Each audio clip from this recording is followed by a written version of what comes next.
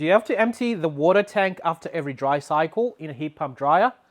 No, you can usually get about 4 or 5 dry cycles before you have to empty this reservoir. So all your water in the clothes is collected in this tank in most heat pump dryers. Now with this one, it has an indicator here, a visual indicator that shows you the level of water in there. Pretty handy. You can quickly visually check before you start drying to make sure that it doesn't stop midway because this tank is full. Now it usually tells you on the screen here on most models, it will tell you that the water tank's full. But if that happens in the middle of the night, or if you've gone to work and you've left it drying, unbeknownst to you, it's got water in the tank and the tank is full, and you come back and your clothes are not dry just because this was full. I'll show you how to plumb this like a normal washing machine so that you never have to empty this tank. You can plumb it through the back.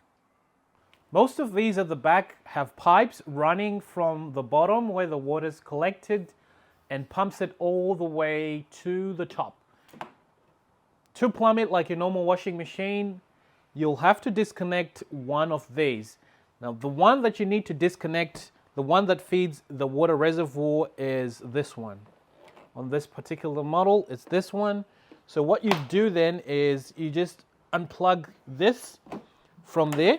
Usually in your manual, it'll tell you what you need to disconnect and how to connect it. And you'll need to get one of these pipes. Usually it comes in the pack when you get these new. If you don't, you can go to a nearest hardware or plumbing store and get a pipe that will fit in this diameter. And just put that there, put a clamp over there, and you run that pipe into your sink. Just be careful that these don't have as much power when they're pumping out water, so you want it to be least distance. And also it'll be good if this dryer sits on top of a washing machine. That way you also have gravity helping to pull down the water. This other pipe is for just draining the water from the tank. Say you've removed the tank, it just drains it like a normal, like in a sink. This is like just draining it back down in there. If you've got them plumbed like that, you don't have to empty this water tank after every dry cycle. You can see this one, this tank is a bit smaller than the other one, so it can get a bit frustrating emptying these out after every dry cycle. Hope that's been helpful. If you need any pointers or any help in setting this up, be sure to leave a comment in the comment section. I'll see you on the next one.